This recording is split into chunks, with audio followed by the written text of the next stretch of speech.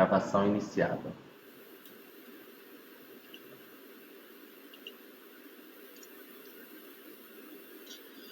Prezados, boa tarde. Iremos retomar o andamento da nossa sessão do dia 15 de dezembro de 2020, período da tarde, da turma 3401. O nosso julgamento irá continuar a partir do item 101 da pauta, o recorrente à indústria de máquinas, relatoria do conselheiro João Paulo, a quem eu já passo a palavra.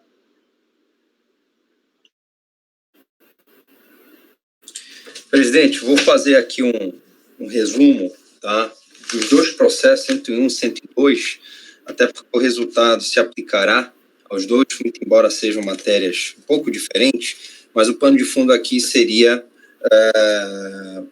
carência probatória. Tá? Então, vou começar aqui primeiro com final 12, que é o que está pautado, 101, onde eu tenho aqui uma manifestação de conformidade em razão de não homologação de compensação de decomp.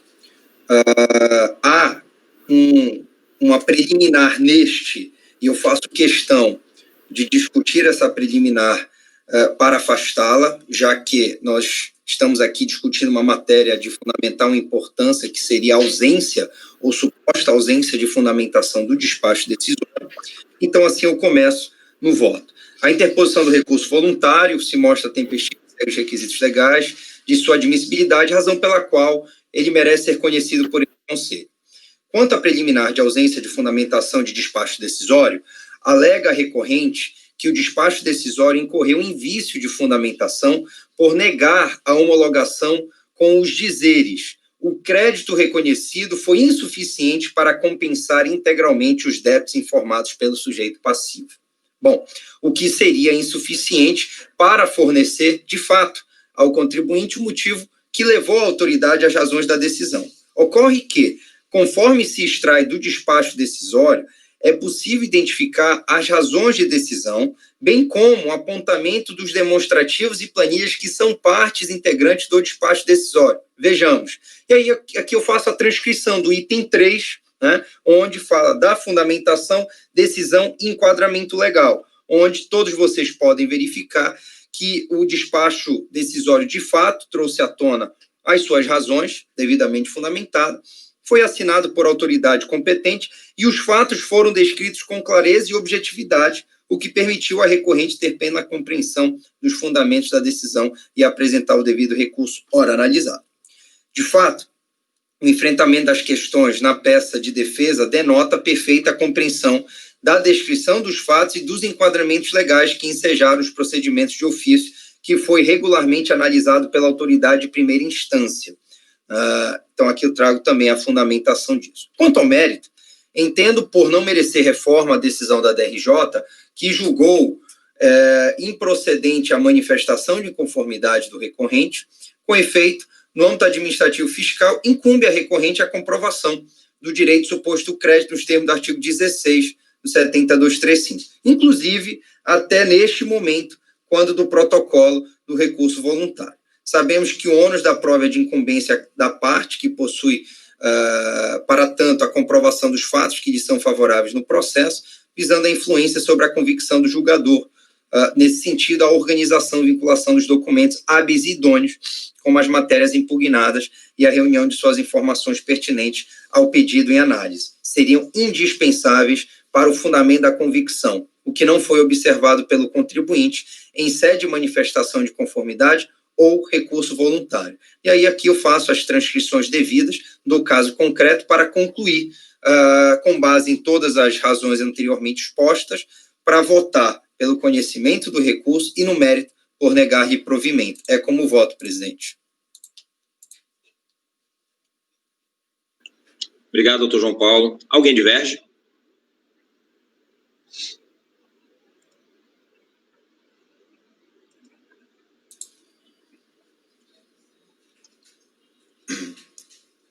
Eu preciso, presidente, eu sei que eu disse que tanto o 101 e o 102 são mesmo contribuintes, mas eu preciso só fazer uma rápida diferença do 102, né, aplicando também o mesmo raciocínio, tá bem?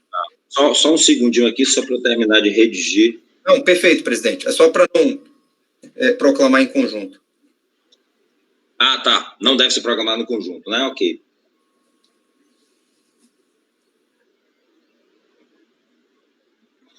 Ok, em relação ao item 101 da pauta, acordam os membros do colegiado, por unanimidade de votos, em 1.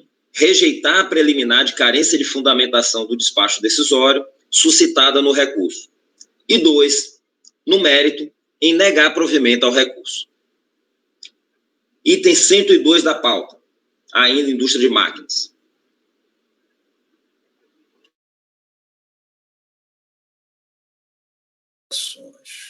Vamos lá. O 102 da pauta tem uma pequena diferença, porque aqui nós estamos diante de uma manifestação de conformidade apresentada em face da concessão parcial de direito creditório solicitado e fundado no suposto crédito do Reintegra, referente ao segundo trimestre de 2012. Então, o crédito se refere a uma perda de compra cujo despacho decisório apontou, né, algumas inconsistências que eu trago no trecho do meu relatório. Quanto ao voto, não há aqui preliminar, o recurso atende todos os requisitos, por ser tempestivo, razão pela qual também merece ser conhecido por este Conselho. Quanto ao mérito, andou bem, a meu ver, a decisão da DRJ a não reconhecer a existência do crédito por insuficiência probatória nos autos do processo administrativo.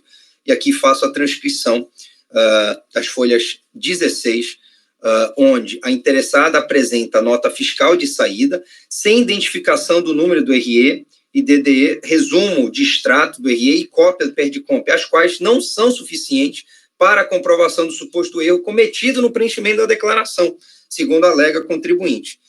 Nesse contexto, nós sabemos que é possível, inclusive, como acabo de ler, a correlação de documentos e prova de suas alegações, inclusive no recurso voluntário. Só que a recorrente não fez isso nem em sede de manifestação e nem no recurso voluntário, razão pela qual estou conhecendo e no mérito negando o provimento por carência probatória, presidente. Obrigado, doutor João Paulo. Com a palavra, o conselheiro Oswaldo. Eu só queria pedir um segundo, presidente, para poder analisar o processo, porque eu realmente fiquei com dúvida. Pelo que eu entendi, são créditos vinculados à exportação. E nós estamos falando de uma empresa que produz máquina, isso não é commodity. A fiscalização glosou o crédito porque ele vendeu por comercial exportadora e o nome dele não está indicado no RE.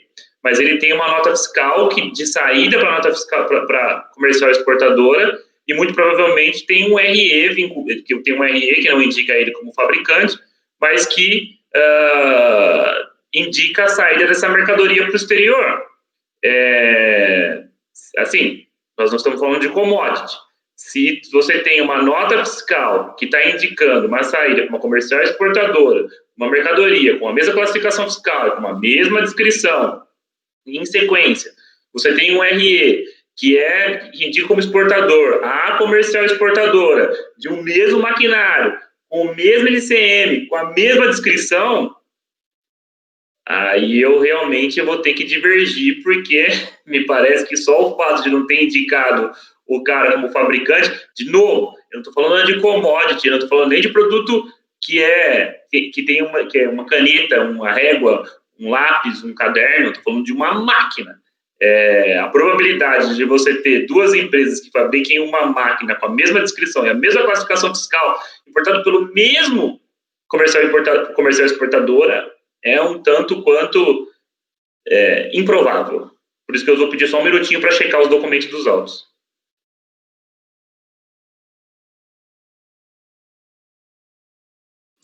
No anexo, em PDF, conselheiro Oswaldo, folhas 17, a partir de, se você quiser ir pela pasta, não sei como você está pesquisando, a partir das folhas 17 do PDF, do processo junto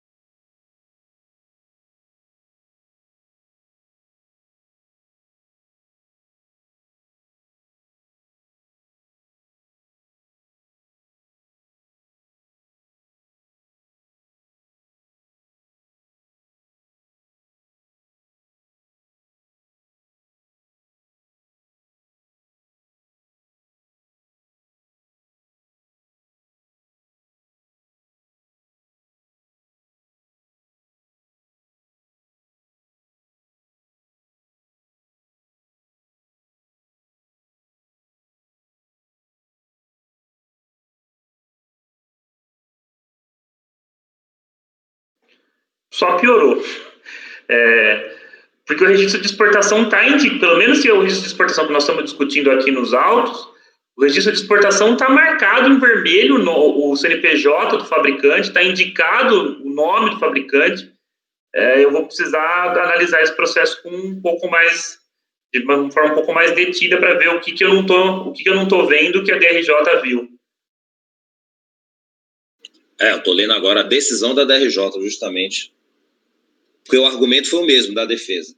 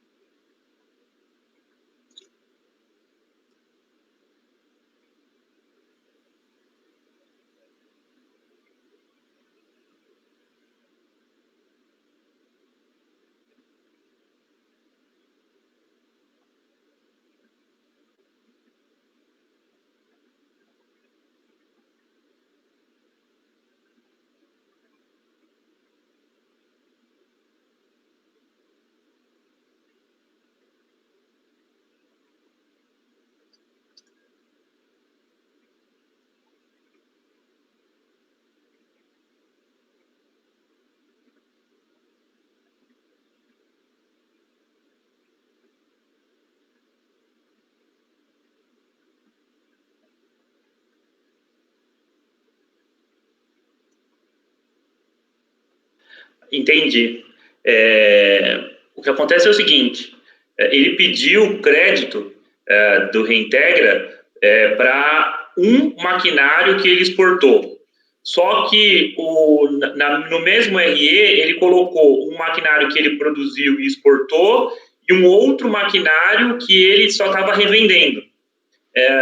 E ele está dizendo tanto na MI quanto no RV, ele está dizendo, olha, eu não estou pedindo crédito do maquinário que eu estou revendendo, que é essa nota fiscal de revenda que ele juntou com o recurso voluntário, que está dando saída de mercadoria adquirida de terceiros. Eu estou pedindo daquela que eu mesma sou o fabricante. É isso que ele está pedindo. E a fiscalização está dizendo, não, você não tem direito ao crédito da máquina que você está revendendo. Ele está dizendo, sim, eu não tenho direito ao crédito da máquina que eu estou revendendo. Eu tenho só direito ao crédito da máquina que eu produzi. E é isso aqui que eu estou pedindo. Na verdade, o despacho decisório foi com base no RE errado, né? O contribuinte informou o RE errado e reconheceu. Aí corrigiu o número do RE na manifestação, só que a DRJ não aceitou realmente não entendi por que a DRJ não aceitou esse novo registro. Porque não só o RE em nome da empresa, como consta ela como fabricante também. Agora, como é que está o PERDECOMP? A DRJ aqui informou que ela não aceitou essa RE porque ele não apresentou os registros contábeis. Está lá na página 4 do voto da DRJ. Esse foi o motivo dela ter negado. Pô, mas se tem um RE, esse aqui é o registro contábil do quê? Na verdade não, Marcos. Ela fala aqui, ó. A interessada apresenta nota fiscal de saída sem identificação do número do RE e DDE, resumo do extrato e cópia do PERDECOMP, os quais não são suficientes para a comprovação do suposto erro. Para mim são suficientes, sim. Ela disse que a interessada apresentou esse documento, mas acho que isso não é suficiente. Aí depois ela diz que é necessária a apresentação de documentos comprobatórios como escrito fiscal. Mas não é necessário, não. E antes ela fala, no presente caso, a identificação do fabricante do produto exportado deve constar do RE. Mas consta. Não sei de onde a DRJ tirou essa afirmação. Na verdade, esse processo está bem macarrônico, né? Não só por parte da DRJ. O contribuinte também está... Na verdade, o contribuinte só se equivocou no número no finalzinho, 001 trocou para 002. Não foi nenhum erro grave assim. Parece que foi uma decisão bem genérica, assim, de que qualquer retificação precisa apresentar documentos contábeis, mas aqui não tem nada a ver. Não. A prova aqui não é escrita fiscal, a prova aqui é o RE, a nota fiscal. Mas assim, em via de regra, normalmente é escrita fiscal. Acho que eles só tocaram ali o modelão e ficou por isso. Uma resposta padrão.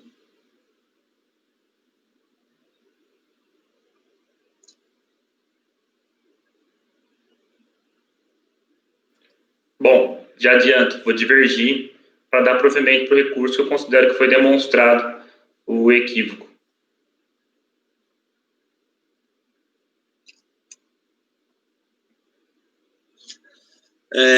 Conselheiro João Paulo, você vai alterar o voto, mantém?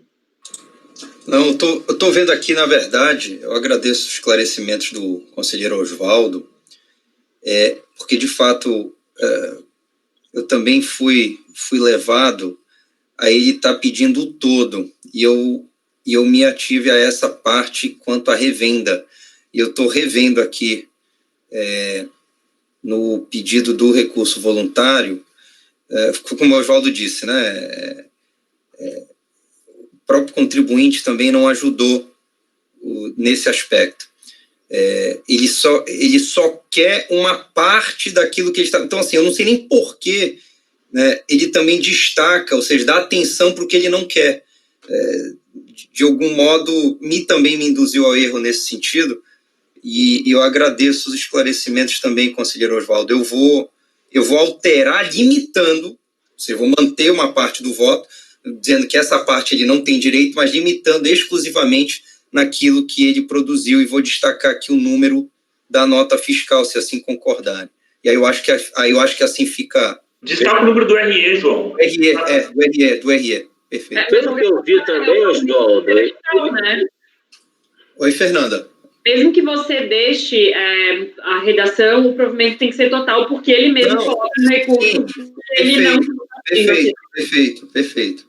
Oswaldo, pelo que eu vi também, ele errou tanto o número do RE lá no PERDECOMP, quanto o número da nota fiscal, porque nenhum nem outro que consta do PERDECOMP é o que ele juntou em iniciativa de recurso voluntário. São totalmente diferentes.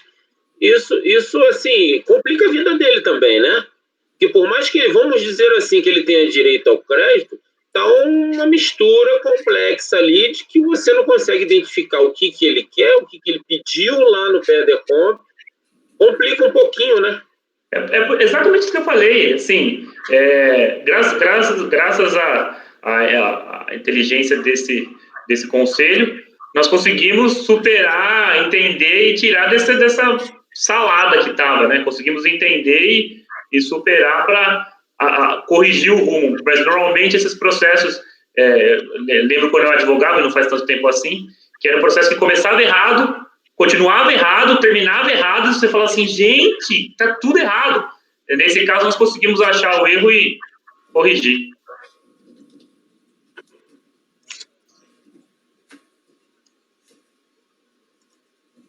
Bom, mas para mim é um caso... Como é que vocês registram isso aí, Marcos? Quer que a turma... Para mim isso é um provimento parcial, né? Não, total, porque ele está pedindo, de fato, aqui no recurso voluntário, ele está pedindo, ele limita aqui, seria total, presidente. Mas veja bem, ele pede o cancelamento do débito, que foi originado pela não homologação. Só que a gente não sabe se esse reconhecimento desse RE se vai ser suficiente para cancelar todo o débito dele. Entendi. Eu não lembro como a gente tem a melhor redação. A gente pode dar provimento parcial, mas limitando provimento integral, mas limitando a homologação da compensação até o limite do crédito reconhecido. Ok.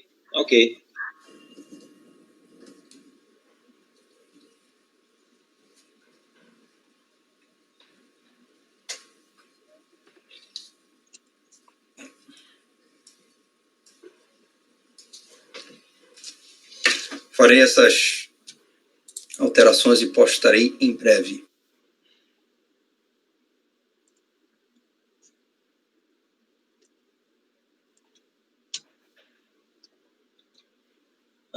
Tem alguma divergência? Alguém diverge? Caros, então, em relação ao item 102 da pauta, acordam os membros do colegiado, por unanimidade de votos, em dar provimento ao recurso para reconhecer o crédito comprovado através do RE número 12/5603722, dígito 001, vírgula, devendo ser homologada a compensação até o limite deste crédito. Ok? Item 103 da pauta, ultramédio unidade de ultrassonografia, relatoria, conselheiro Leonardo Algaçauara, passo a palavra. Abrindo aqui. Eu acho que é de Floripa essa empresa, não? Está impedida? É de sua família? Se for como paciente.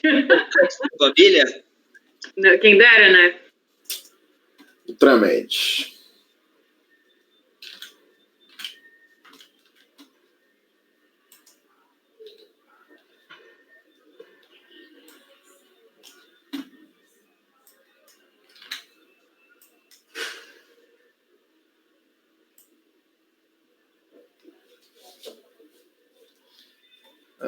Bom. Presidente, se puder ir direto para o voto, acho que ele é bem tranquilo. É tempestivo, atende aos requisitos formais. Agora, tem que fazer uma consideração sobre os requisitos de admissibilidade, né? Não assiste razão a recorrente. O ordenamento jurídico prescreve a possibilidade de lançamento no caso de concessão de liminar, o que é regulamentado pelo artigo 63 da 9430. A leitura que eu vou fazer agora, ela acho que deixa bem claro qual que é a questão. A impugnante aduz que o fato de ter obtido medida liminar suspendendo a elegibilidade dos tributos torna ilegal o lançamento. A verdade continua sendo uma obrigação do auditor. Então, você tem que, enquanto não for proferida decisão definitiva, o fisco não poderia constituir o crédito tributário. Não assiste razão à defesa. Não se trata de empecilho para a constituição de crédito tributário, muito pelo contrário, faço a transcrição dos dispositivos legais. Embora a recorrente tenha questionado a legitimidade dos encargos exigidos como decorrência da nulidade do lançamento, esclarece que os acréscimos estão em perfeita consonância com a legislação que disciplina. A afluência dos juros de mora não é afetada pela medida liminar, uma vez que são devidos independentemente do motivo do atraso, considerando-se que os recursos que deveriam ser entregues à Fazenda Nacional permaneceram em poder do devedor e não houve pagamento dos valores considerados devidos dentro do prazo de 30 dias. Quando da cientificação, a exigibilidade, inclusive, diga-se, já havia sido restabelecida. A liminar anteriormente concedida foi parcialmente reformada pela sentença proferida em 2007, considerou legítima a instituição dos tributos em questão, reconhecendo impropriedade apenas na definição das bases de cálculo devido à inclusão do CMS e da própria contribuição no conceito de valor aduaneiro. Excluídas estas rubricas na apuração, COFINS, importação e PIS, PASEP, importação foram considerados devidos, né, depois de feita a exclusão. Então, todos os cuidados aqui foram tomados, né? O lançamento foi realizado com observância da legislação, então, de se manter a adesão recorrida pelos seus próprios fundamentos, conheço e nego provimento de recurso voluntário interposto. Tá como voto, presidente? Alguém diverge? Acorda os membros do colegiado por unanimidade de votos em negar provimento ao recurso. Item 104 da pauta na verdade, temos agora da recorrente Viena Siderurgia os itens 104 até 107, relatoria do conselheiro Leonardo. Os processos são iguais, Leonardo? São iguais, presidente, são iguais não apenas entre eles, mas também são iguais com relação aos do Viena, mesmo contribuinte que nós julgamos no mês passado. Eles ficaram em reuniões diferentes só por uma questão de formação de lote, e contagem de prazos, mas são exatamente a mesma coisa que nós decidimos na última reunião. Só vou abrir aqui qualquer um deles. 104 logo? Então, eu acho que todo mundo vai lembrar aqui.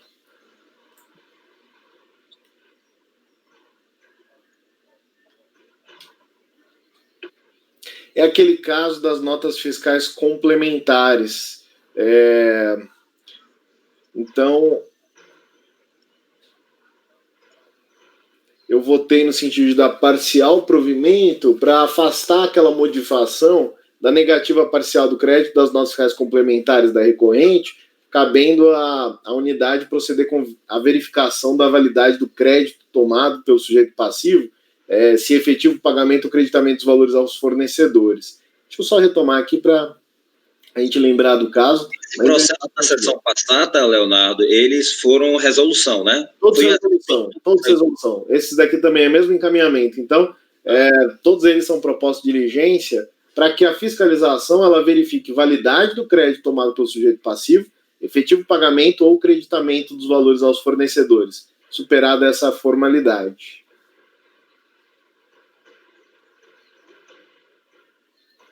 É a mesma solução também que teve o processo aqui da nossa turma irmã, de relatoria da Maísa. Inclusive, faço referência ao voto dela, no nosso caso.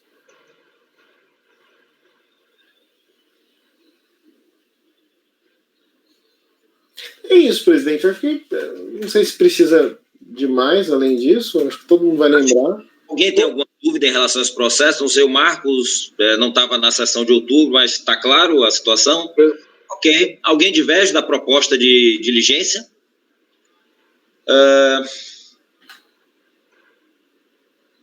Proclamo o resultado para os itens 104 a 107 da pauta, recorrente Viena Siderurgia.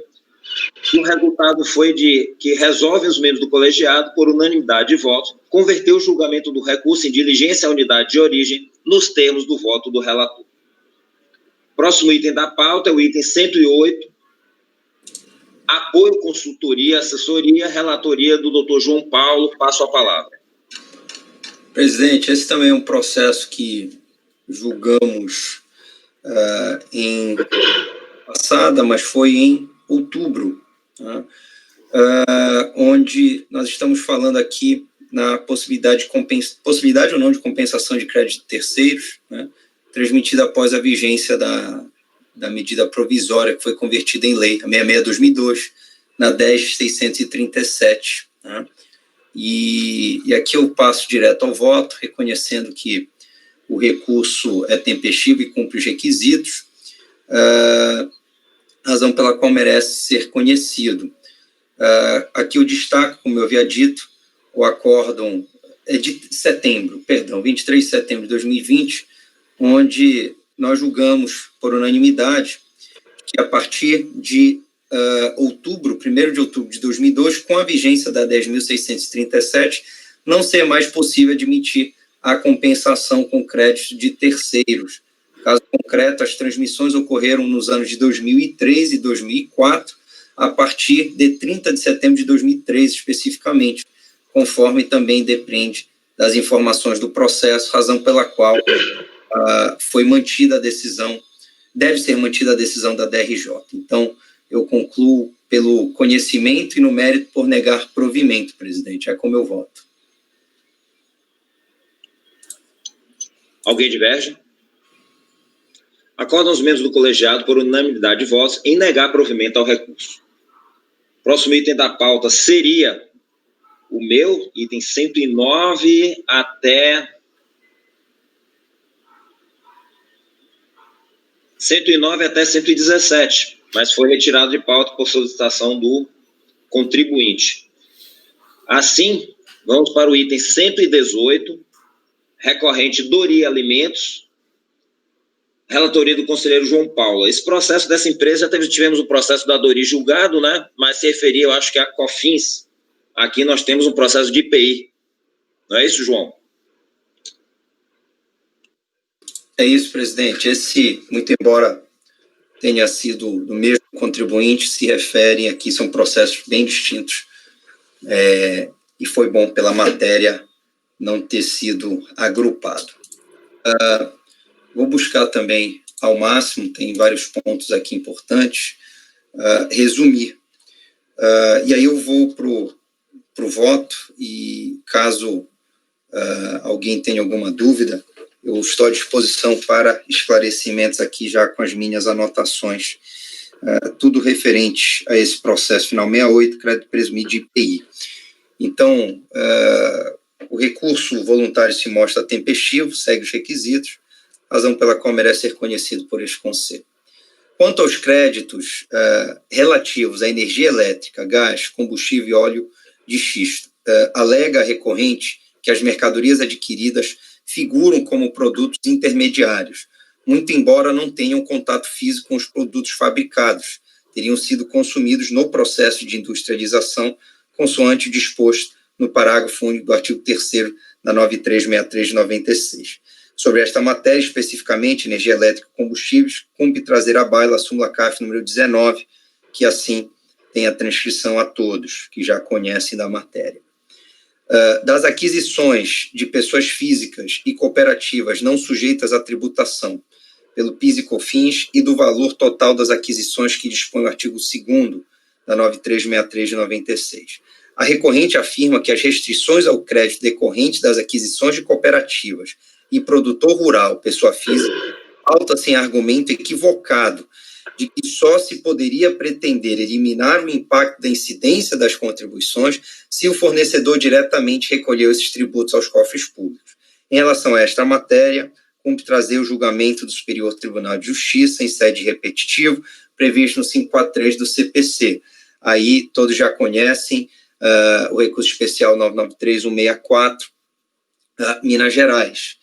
Ainda destaca-se que tal posicionamento está simulado consoante o enunciado 494 do STJ, onde o benefício fiscal do ressarcimento do crédito presumido do IPI relativo às exportações incide mesmo quando as matérias-primas ou insumos sejam adquiridos de pessoa física ou jurídica não contribuinte do PIS/PASEP. Portanto, nos termos do artigo 62, parágrafo 1º, inciso 2, a linha B e anexo 2 do RICAF, siga o posicionamento do referido Tribunal Superior. Quanto à alegação sobre a metodologia empregada pela fiscalização na consideração de estoques finais e iniciais, entendo que andou bem a decisão da DRJ que, sob o palio do impedimento da análise das arguições de inconstitucionalidade e ilegalidade, deixou de apreciar o argumento e, pelo improvimento, seguiu as normas contidas na IN 2397, em obediência ao 96 do CTN. Quanto às mercadorias vendidas à comercial exportadora com finalidade específica de exportação, essa matéria já é conhecidíssima e até julgamos isso agora. Quanto à matéria, cumpre ressaltar que a terceira turma da Câmara Superior deste egrégio Conselho tem posicionamento firmado no seguinte sentido, nos termos do acordo 9303-008-626.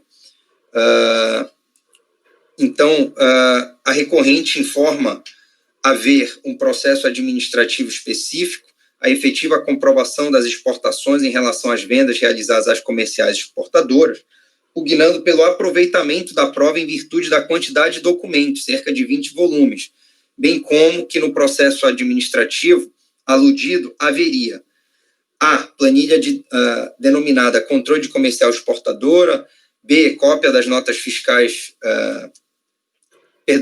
planilha denominada controle de comercial exportador, em que é exercido o controle das exportações das mercadorias relativas a cada nota fiscal emitida pelo interessado. Cópia, B, cópia das notas fiscais de comercial exportadora. C, memorando de exportação. D, comercial invoice. E, cópia de consulta da declaração simplificada de exportação, comprovante da exportação emitidos pelo Siscomex. E F, cópia de notas fiscais de venda para o exterior emitidas pelas empresas comerciais exportadoras. Em observância ao princípio da verdade material e economia processual, entendo não haver análise do feito a partir da documentação carreada no processo administrativo referido, principalmente quando apensados e úteis entre si para a solução da demanda. Destaca-se como exemplo, aí aqui eu tirei um exemplo, da nota fiscal da contribuinte extraída do referido processo administrativo. Destarte, entendo estar devidamente comprovadas as vendas com o fim específico de exportação, que nos termos das notas fiscais constantes aqui do processo administrativo tal, expressamente destaco a destinação à exportação por intermédio da comercial exportadora. E todas estão assim, eu estou trazendo aqui um exemplo, tá, gente, para, por meio dessa amostragem, firmar o raciocínio. Logo, com base em todas as razões anteriormente expostas, eu voto pelo conhecimento do recurso e, no mérito, por dar-lhe parcial provimento para reconhecer, né, o direito ao crédito, das aquisições de pessoas físicas e cooperativas não sujeitas à tributação pelo PIS e COFINS, e 2, das mercadorias vendidas à comercial exportadora com finalidade específica de exportação, nos termos das notas fiscais emitidas pela recorrente, o que deve ser objeto posteriormente, né, eu digo aqui, da quantificação. E nos demais itens, por negar provimento, presidente. É como voto.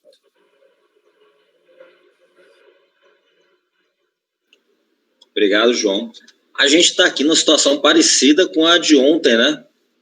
Da comprovação dessa efetiva exportação. Parece que a gente houve a negativa da DRJ, que entendia não ser possível, né? Não gera o direito ao crédito presumido das vendas para as empresas comerciais exportadoras quando não restar comprovada a saída dos produtos com fim específico de exportação. Aqui, aliás, foi até um pouco diferente, né? No julgamento anterior, a DRJ entendeu que nem poderia haver esse creditamento, independente de prova.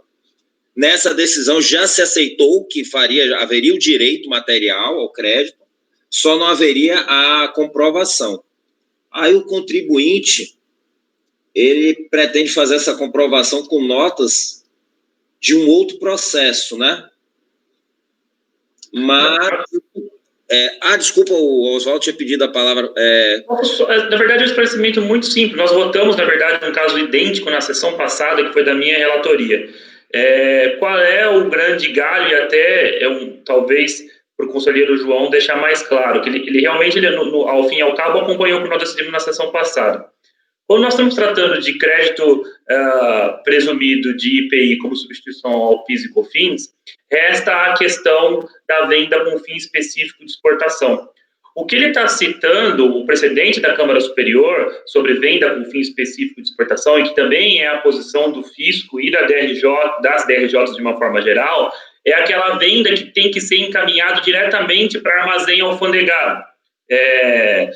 E se você não envia a venda diretamente para armazém alfandegado ou para embarque, não se considera, por uma interpretação jurídica, que essa venda foi com fim específico de exportação. Só que esse regramento, ele funciona para o IPI, na verdade, especificamente para o tributo IPI. E no caso, nós estamos falando de IPI, um crédito prêmio de IPI como ressarcimento de PIS e COFINS. Ao qual a própria norma, que é a 93, qualquer coisa, a própria norma dispõe, olha, o fim específico de exportação, você deve considerar o regramento do PIS e da COFINS. Nós decidimos isso por unanimidade no mês passado. E ir para o PIS e para a COFINS, não há essa necessidade de envio ao embarque quando se trata de venda a comercial, importadora e exportadora. Ou seja, a limitada, a comercial e não a trading SA. Na trading SA, sim, há essa necessidade de que a mercadoria seja enviada diretamente ao porto para embarque ou para armazém alfandegado, tá? Tem lá na própria norma que criou a Trading Company. Então, me parece que o João, me parece que o conselheiro João, e aí eu peço para confirmar se é exatamente isso, fez a análise dos documentos, chegou à conclusão que essas mercadorias foram de fato exportadas. E veja a diferença do caso que nós jogamos na sessão passada. Na sessão passada, houve uma divergência levantada por você, presidente, justamente porque só foi coligido os memorandos de exportação. E aí, os memorandos de exportação indicavam os REs. E ele falou assim, não, só o memorando de exportação a mim não basta. Volte em resolução para que se veja se os REs estão efetivamente vinculados a uma exportação. E nesse caso especificamente, que o conselheiro João acabou de relatar, a empresa trouxe os REs.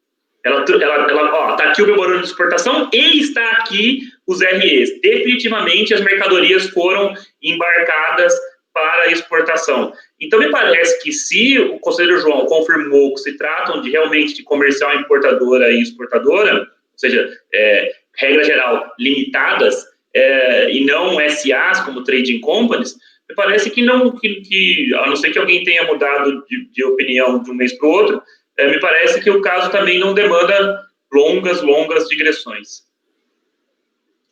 Naquele processo que você está citando, eu fui vencido, né?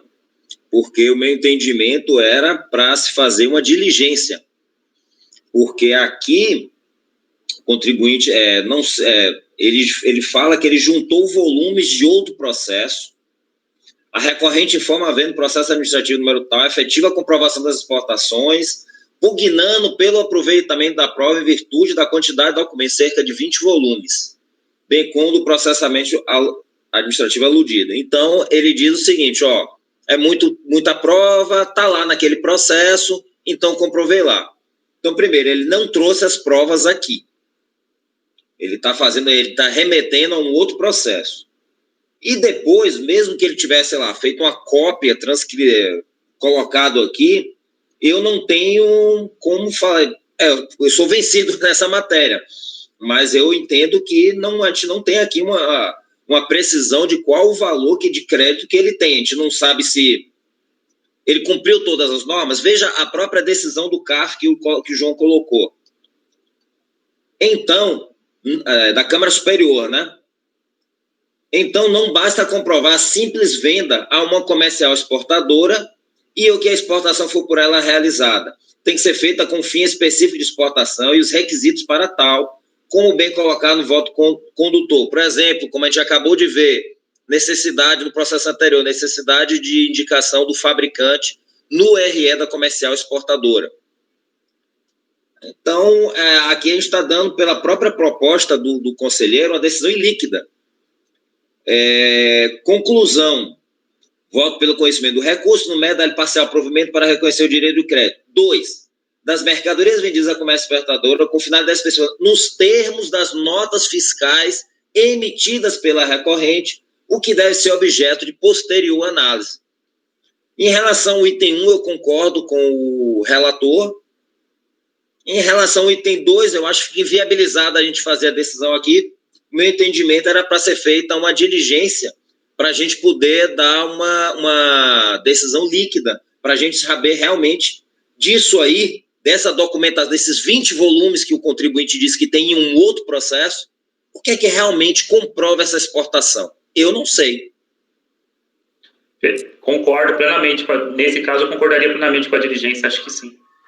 Seria bastante profícua até porque, veja, não é que o contribuinte não demonstrou. O artigo 29 do decreto 7574 de 2011, que é o decreto do processo administrativo, ele dispõe que quando o contribuinte indicar que as provas se encontram em outros processos, cabe à fiscalização tomar em conta essas provas. Fica bem claro nesse sentido.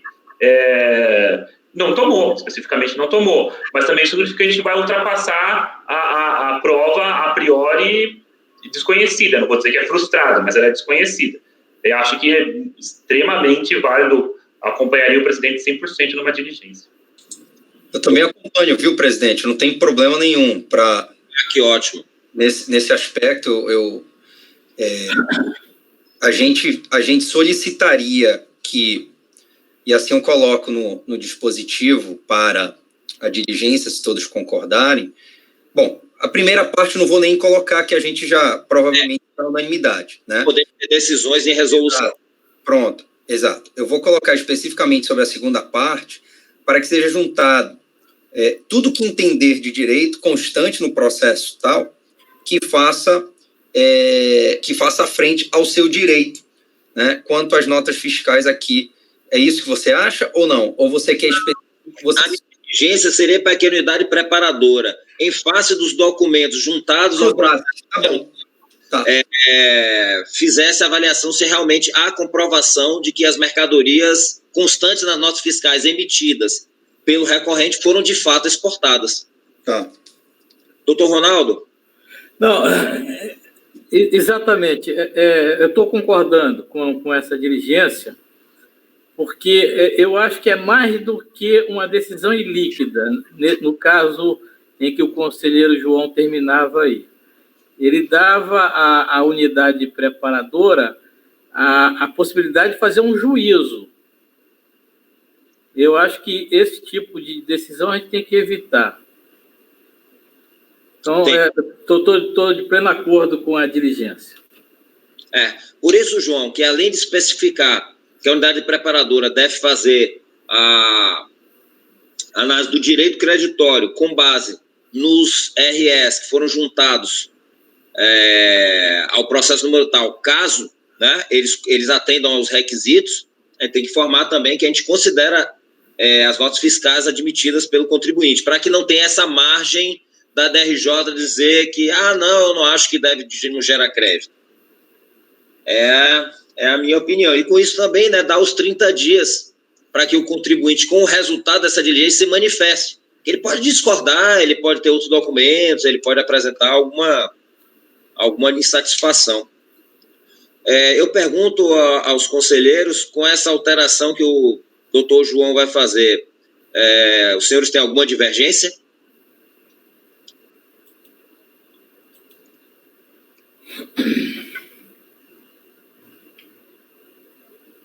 Resolvem os membros do colegiado, por unanimidade de votos, converter o julgamento do recurso em diligência à unidade de origem, nos termos do voto do relator.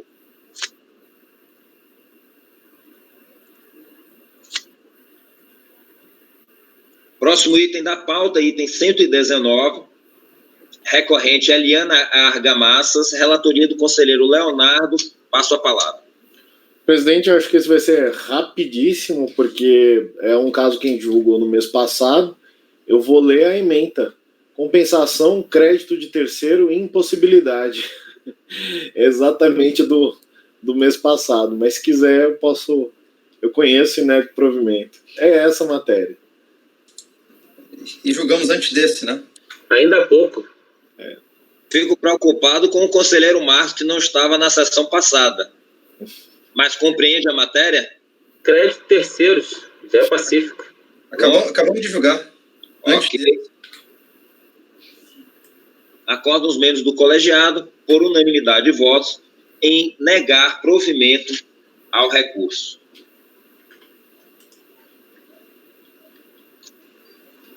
Os próximos... Bom, eu vou pedir ao Leonardo e ao Fabimar, você está aí? Pedir a vocês para fazerem o encerramento da gravação.